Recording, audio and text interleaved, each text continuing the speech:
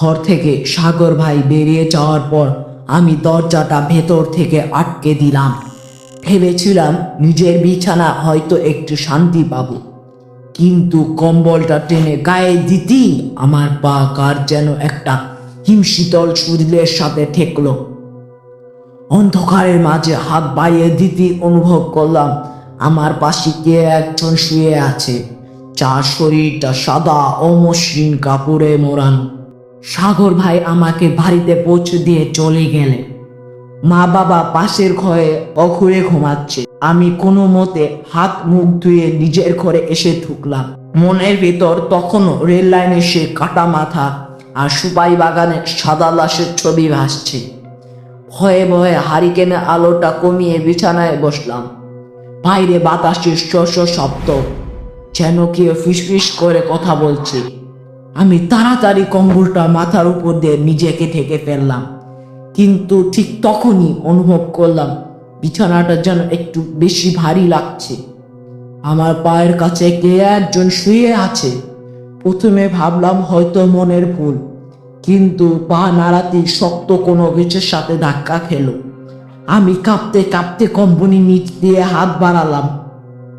আমার হাত দিয়ে পড়লো এক খসখসে কাপড়ের উপর, ঠিক যেমনটা গফুর চাচার বাগানে দেখেছিলাম।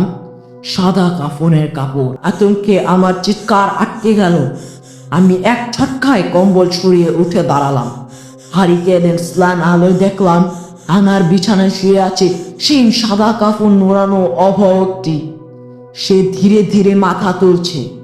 কাফনের কাপড়ে ফাঁক দিয়ে বেরিয়ে এলো সেই পচা গলা একটা হাত, যার নখগুলো কুচকুচে কালো। আমি আর এক মুহূর্ত দেরি না করে দরজার দিকে দৌড় দিলাম, কিন্তু দরজাটা যেন বাইরে থেকে কেউ শক্ত করে চেপে ধরেছে। পেছন ফিরে তাকাতেই দেখলাম সেই সাদা মূর্তিটি এখন বিছানা ছেড়ে মেঝের ওপর দাঁড়িয়েছে এবং অস্বাভাবিক গতিতে আমার দিকে এগিয়ে আসছে।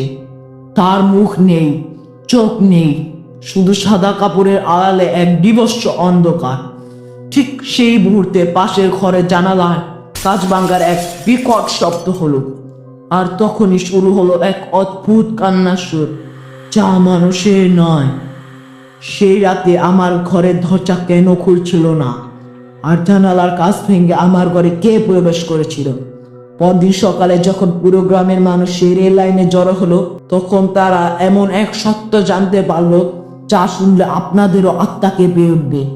সেই রাতে আমার ঘরে যা ঢুকেছিল তা কি কোনো মৃত মানুষের আত্মা ছিল, নাকি অন্য কিছু? জানতে চোখ রাখুন শেষ পর্বে, খুব শীঘ্রই আছে।